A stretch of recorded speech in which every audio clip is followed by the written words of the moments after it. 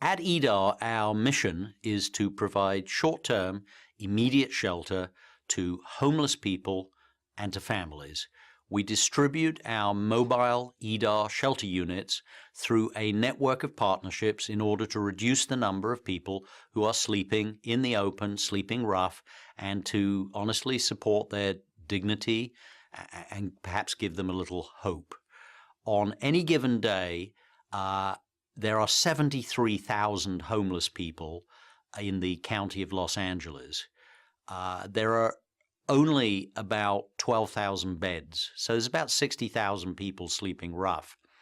83% of the homeless people identified in the point-in-time count that was done recently were unsheltered, sleeping in the streets, alleys, automobiles, encampments, overpasses, underpasses, doorways, tents, unconverted garages, sheds, and so forth. And only 17% were living in emergency shelters or transitional housing programs. Adult men represent around 59% of the homeless in LA, with 85% sleeping without shelter every night. Adult women are 24% of Los Angeles' homeless, and 81% of them are unsheltered on any given night. 15% of the homeless population comprises children under the age of 18 years, and on any given night, over 10,000 children are homeless and sleeping rough in Los Angeles. 79% of them are completely unsheltered. These are, by the way, statistics reported in the most recent Los Angeles Homeless Service Authority count, the homeless count report.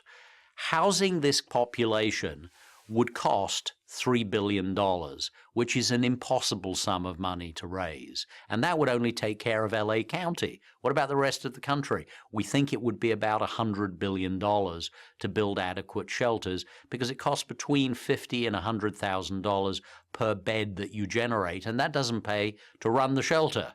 So what we've done instead is to create a non-traditional solution. Think of it as literally thinking outside the box.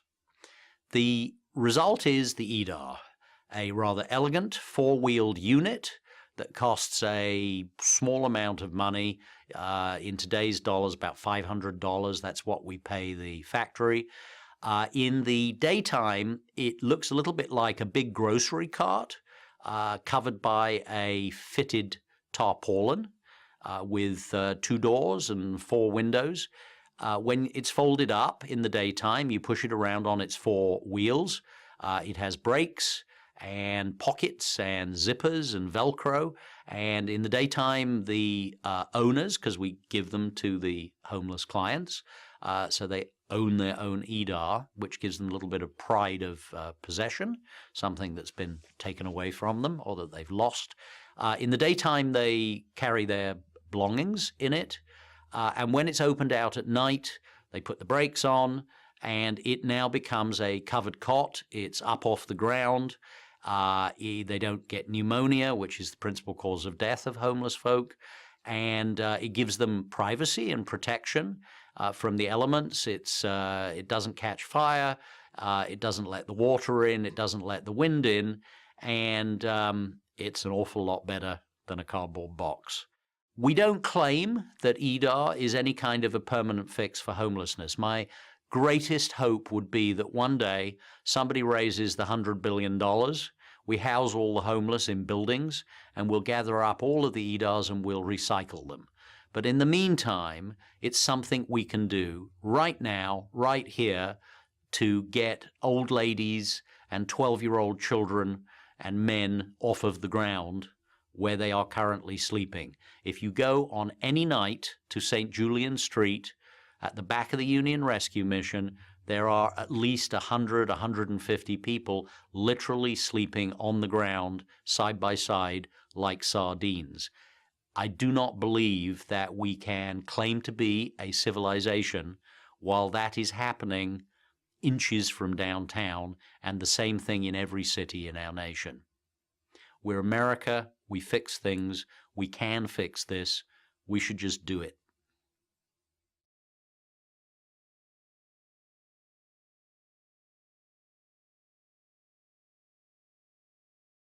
We've designed the EDAR to provide shelter to homeless individuals in an innovative, cost and usage effective way. Each EDAR is a purpose-specific, specially constructed, four-wheeled enclosed device, maybe reminding one of a covered shopping cart. In its daytime mode, the EDAR is used to do whatever a homeless person needs to do. It has four wheels. They put their personal belongings in it, which are secured by using locks. The front and back of the cart have storage baskets with removable canvas pouches. The unit is waterproof, and it provides protection for whatever is inside it. The EDAR's wheels are actually better than an average supermarket cart's. They're slightly larger, and they're easier to steer in a more consistent fashion, something we all understand. There is a brake and a locking mechanism that ensures that the unit won't barrel away downhill with or without someone in it. Now at night, the EDAR unfolds. The front hinges down, the back hinges down, and in the night mode it becomes a sleeping unit. Unfolding the unit and locking it in place as the flat metal base extends means that the metal and wood base and the mattress on them are raised up off the ground and completely flat. It's really comfortable. The whole thing is covered in military-grade canvas, which is purpose-sewn. It has Velcro and zippers and pockets, and it's much better than a tent. The oldest units we have on the street right now, and they take a beating, have been there almost 4 years, and they're still all going strong. We've not lost one of them. The unit is flame retardant, it's waterproof, it's windproof, and obviously it helps protect people considerably from the elements. There are translucent windows that provide light and a view of the surrounding area for safety reasons. And then in the morning, you refold your unit and the EDAR quickly goes back to day mode. I should mention that we're also exploring a new modality, which is in parallel to what we will certainly be continuing to do with the EDARs. We're also converting shipping containers into 8-bed bunkhouses with a toilet and a shower and a sink at one end. We are partnered with the Union Rescue Mission on a pilot program to see whether we can convert the edges of their parking lot into shipping container housing, with EDARs being rolled out for the night in the space where the cars will park in the day. So that's a second program that's experimental at the moment, not to replace the individual EDARs, but possibly as a second modality.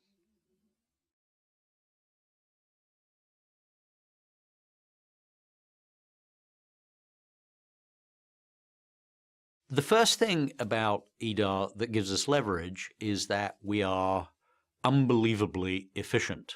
Our overhead is really low because we are volunteer driven. I'm a volunteer. We actually have precisely 1/2 of a full-time employee. That's it. Everything else is volunteer run. The EDAR is also leveraged because we distribute our units through partnering organizations that already have significant, established, and sensible homeless outreach programs. That would include shelters, food banks, churches, mosques, synagogues, and so forth. We give the EDAR units to our partners for distribution because they have a much better grasp of who is in best need of a unit and who will benefit the most. And in addition, they give social services the full wraparound to EDAR users, which we haven't got the ability or the skill to provide.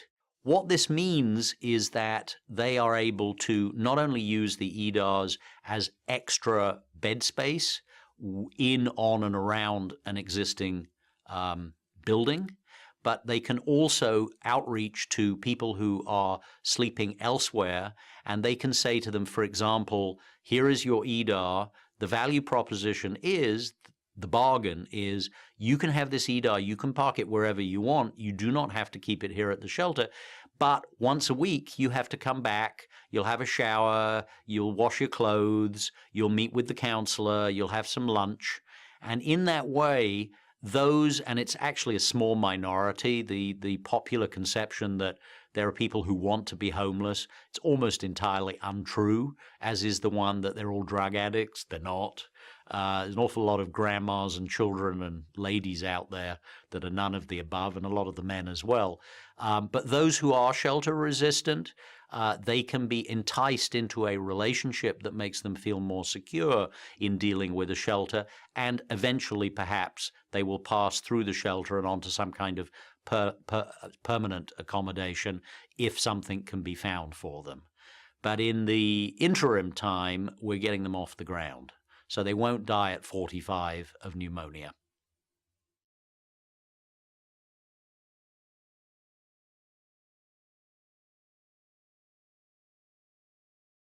Well, I think the first thing that makes us effective, immodestly, is that it's my fourth nonprofit. I founded the Starlight Children's Foundation in 1982. Steven Spielberg and I founded Star Bright World, the online network for seriously ill kids, in 1990. I founded First Star in Washington, D.C. as an advocacy organization for foster kids in 1999. And now EDAR is my latest endeavor. I think I've made every mistake you can make in a nonprofit previous to this. So EDAR, as mostly happens with a fourth child, is the one being best brought up. I think we've got it exactly right. First of all, we have a very low overhead. Secondly, we're dealing with a factory that makes the units that's doing it at their cost. Thirdly, we are almost entirely volunteer driven. And fourthly, we have a comprehensive feedback loop. Once we distribute the EDARs, we ask our partners, the churches and the soup kitchens and so forth, to collect feedback from the end users and to give that feedback to us. That allows us to learn how the EDAR units are being used, whether we should make any design modifications, how the community is responding, where there's a police issue, where there isn't a police issue. It's very interesting.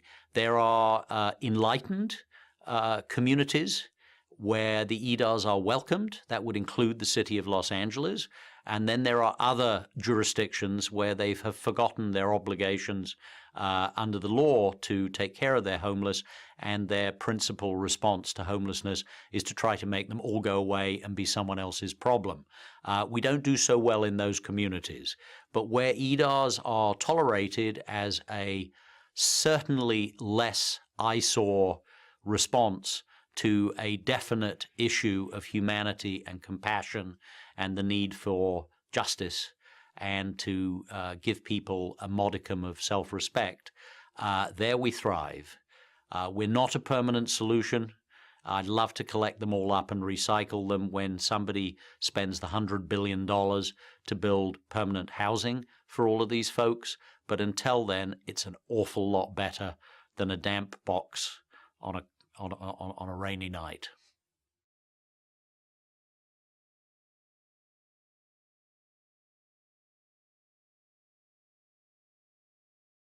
Well, 4 years in, we know definitively that EDAR works. Through our partnerships, we have a comprehensive feedback loop. We know that the EDAR not only provides immediate shelter, but that these units are a very powerful relationship building tool between the community agency, whether it's a church or a soup kitchen or a mission, and the individual EDAR user. We found that EDAR users frequent one of those organizations more often, and they will engage in their services more often, and that includes cases where they wouldn't go near them in the first place. There is a small minority of homeless resistant people. It's much smaller than most people think. Almost everyone I've ever met, and there are hundreds of them, sleeping rough, would do almost anything to get off the street. Also, let me share a couple of wonderful success stories about homeless individuals. In Camden, New Jersey, an EDAR unit was given out in March 2011 to a gentleman who previously slept in the bushes near a Volunteers of America building. He started living in the EDAR on the edge of the parking lot of VOA, but still away from their building. He was too frightened or potentially a little mentally ill to actually come into the building. Throughout the year, the staff of Volunteers of America slowly moved the EDAR closer to the building. And the man became more and more engaged with the staff, and he expressed an increased interest in using their social services.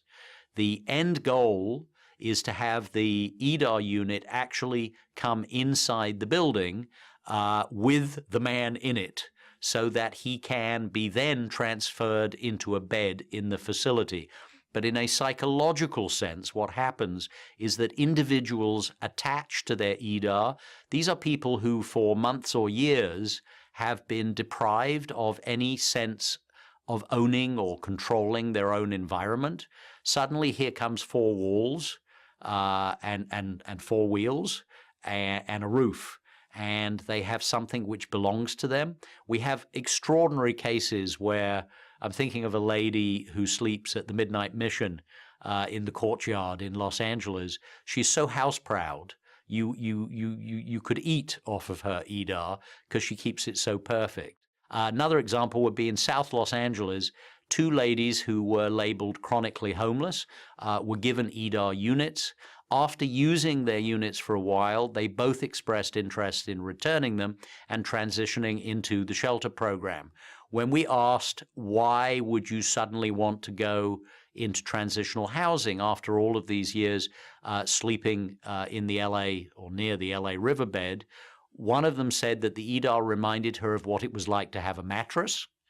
Our partner organization in that case helped them find services so that they could get completely sober. They returned their EDAR units, which we then cleaned and recycled, and they went into a transitional housing program. The EDARs were repurposed, and then they were ready for someone else to use.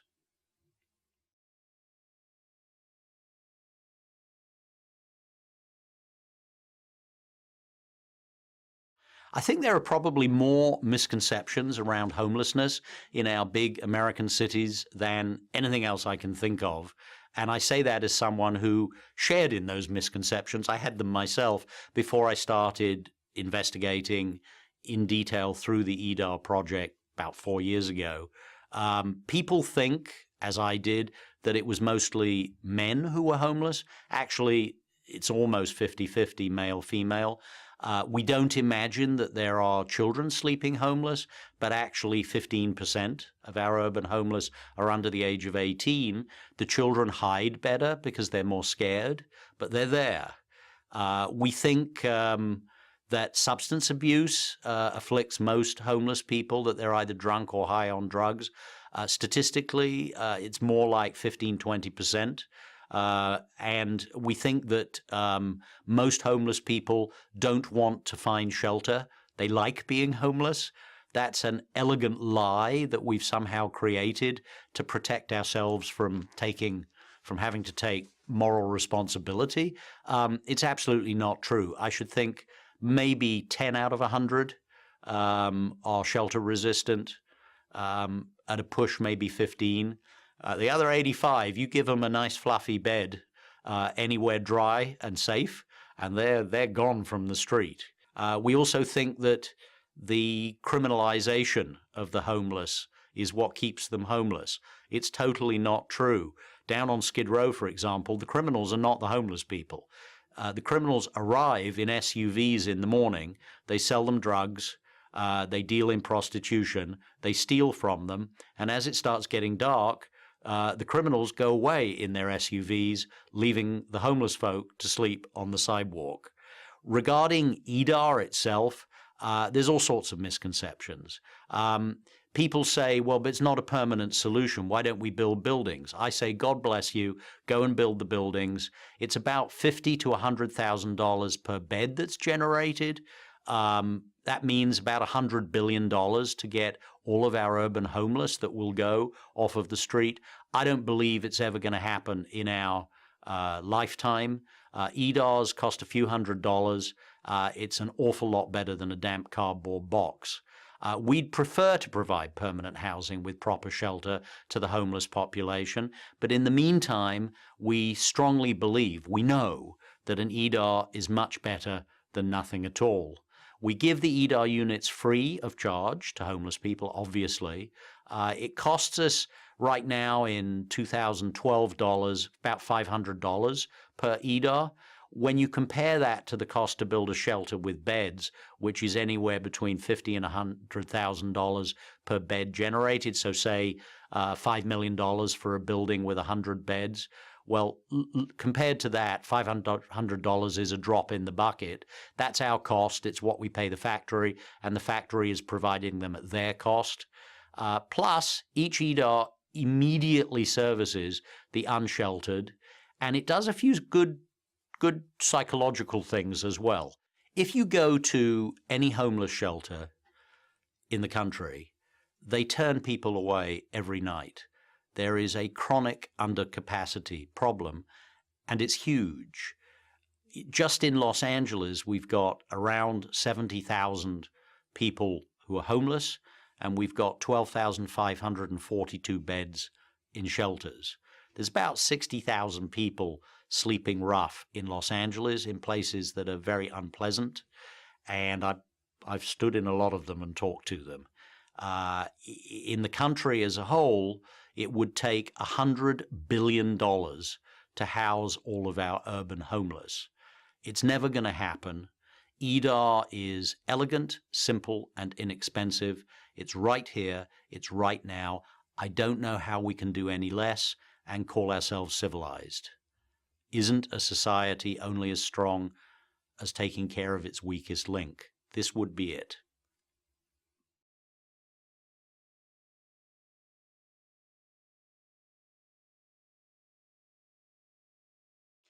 In November of 2010, somebody introduced me to former Mayor Richard Riordan, and we had dinner.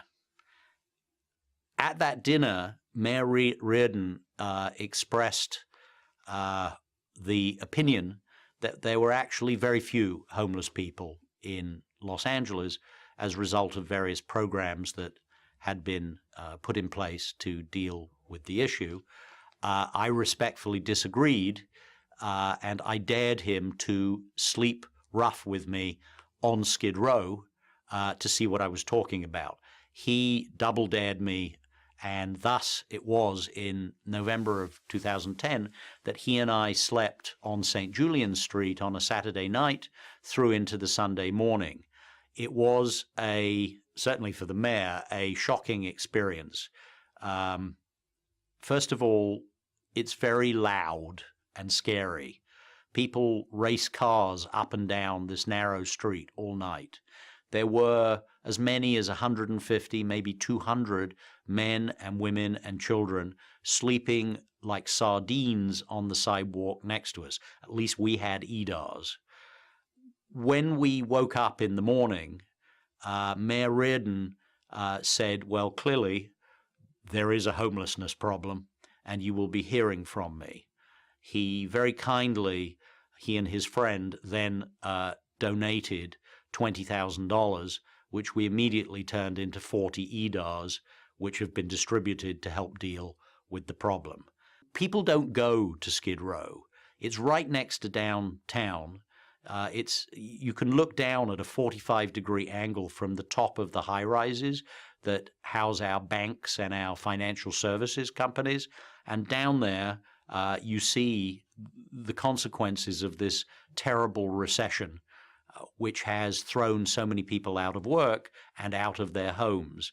We think that homeless people are middle-aged men, but the more classic case down on Skid Row now is a single woman with a child, a small child, who used to be a waitress and the restaurant closed in the recession, and now she's sleeping rough. We really work hard with our partnering organizations to use the EDAR units and giving them to people as leverage to get them to participate in the various programs that are offered by the shelter or the church. We can't provide the whole comprehensive set of social services ourselves, but if you like, the EDAR is the carrot. By giving it to the homeless person, you then have them in the shelter on a regular basis, having a shower, changing their clothes, washing their clothes, getting the counseling, doing the 12-step or whatever it may be that is the best course of action for them in the hands of trained professionals. So we're part of a continuum of service, and an important part, because there's nothing like taking a person who hasn't had privacy for years, certainly months, and giving them four walls and a roof.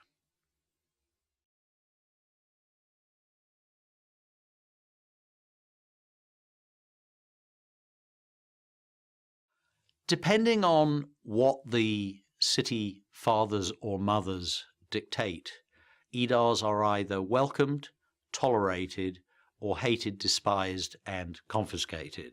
It really just depends on the state of the politics on the local city council.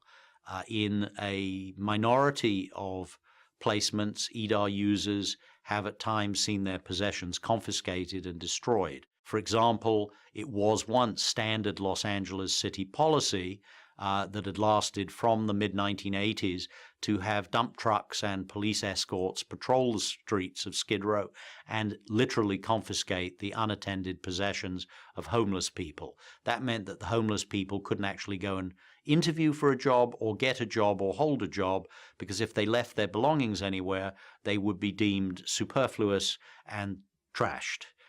We, as recently as 6 months ago, have had to deal with confiscated possessions, and on one occasion confiscated EDARs, where a specific police officer told the homeless people to place the EDARs on a specific street, and then when the EDARs were unattended, they were gathered up and crushed in the back of one of those crushing trucks with the people's belongings.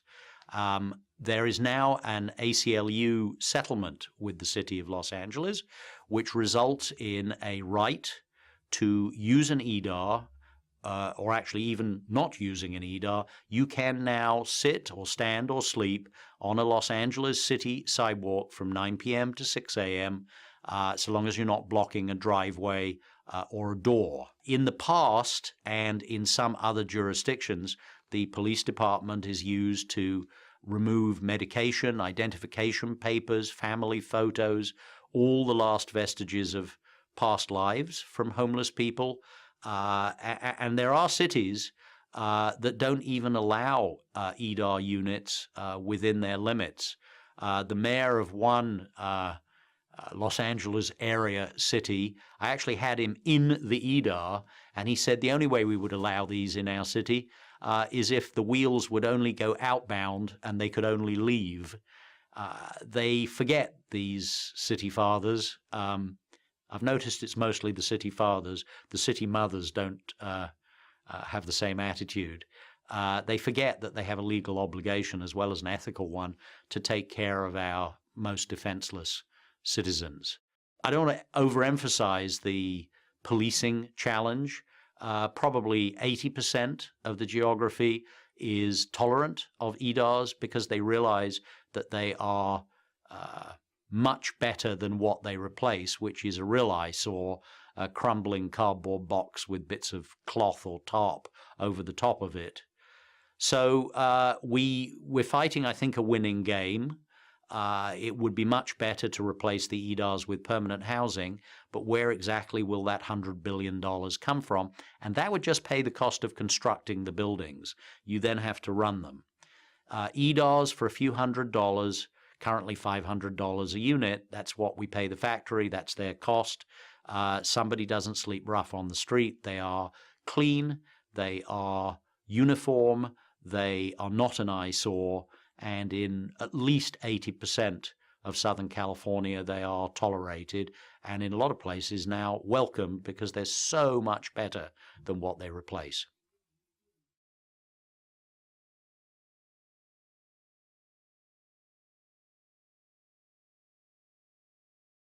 Thus far, with our existing funding base, we have two modalities.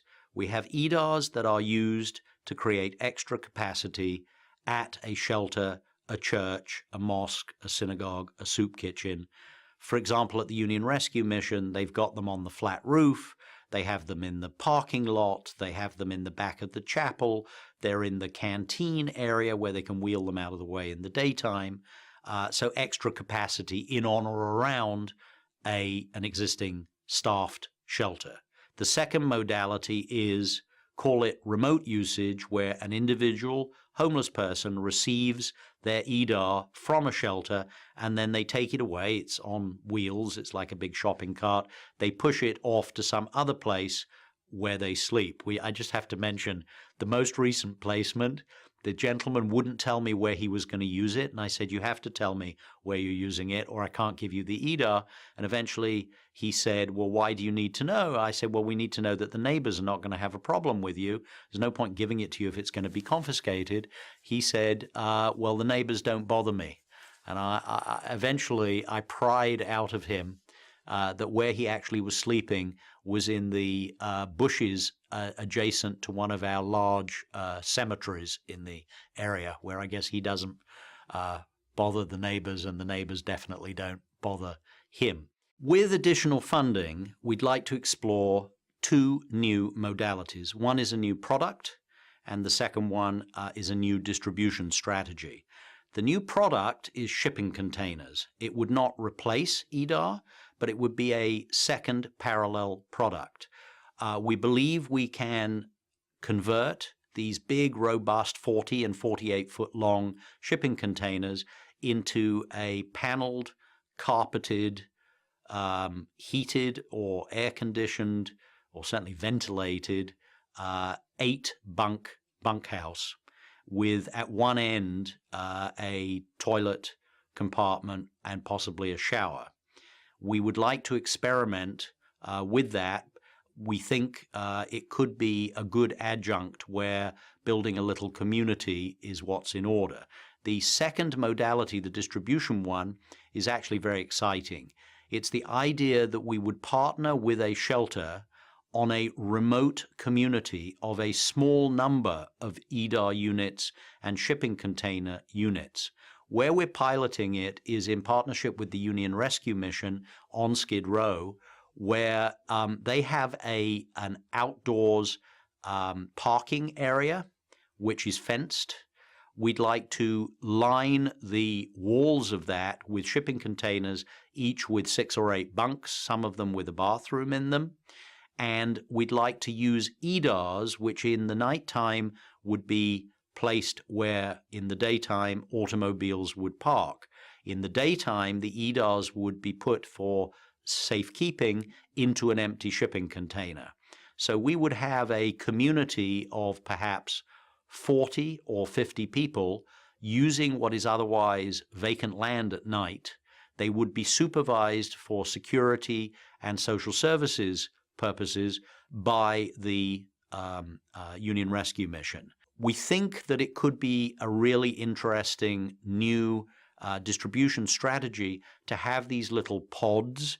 We've had a couple of meetings with local real estate developers asking them whether they have land that they could let us use for a period of, say, a year after they have bought the land, but before they've actually broken ground on some kind of development.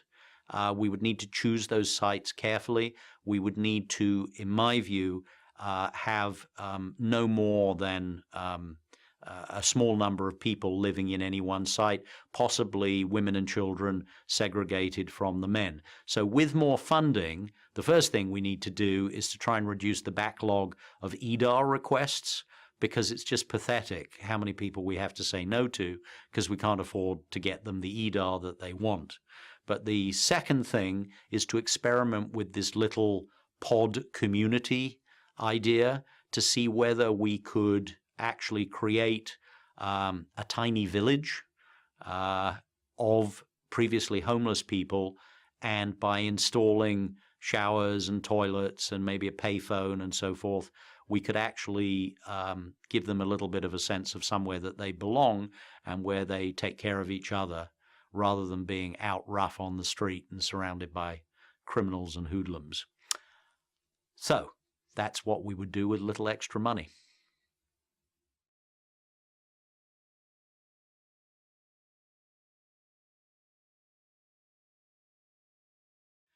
If EDAR had more resources, we would immediately bring our models of both the individual EDARs and the future plan for converting container units into multiple bunk houses. We would take those programs nationwide. Our current mobile shelter, the four-wheeled EDAR, is best suited to the warmer winters that we have in our southern states. We'd love to develop a further model which had more insulation and that would be better the further north you get.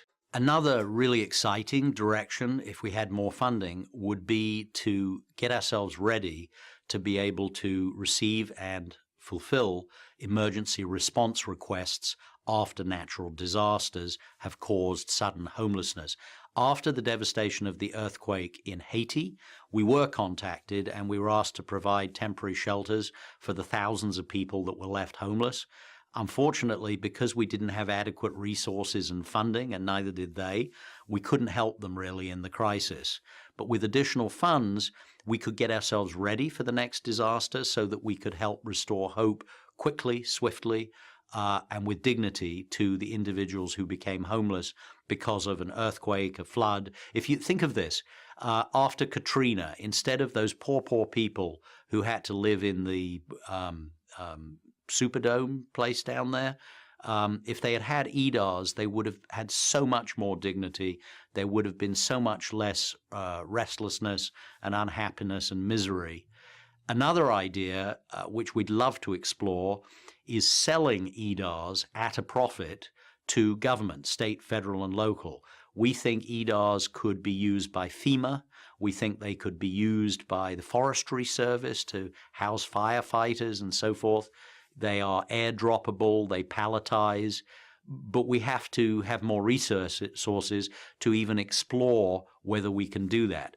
With any funds that we would raise that way, we would immediately turn around, obviously, as a charity and simply donate more EDARs to homeless folk. But it could be a win-win situation, serving them and making many more EDARs available for the homeless. The bottom line is that with whatever money we raise, when we raise it, hopefully from you, we divide that amount of money by 500, and that's how many EDARs we order from the factory. And as soon as we take delivery from the factory, we deliver to our waiting list of would-be EDAR owners through the shelters and churches and mosques and synagogues. I believe that it is a moral imperative and one that defines us in terms of our response, whether we are actually a civilization. I believe that how you take care of your weakest citizens is part of who you are.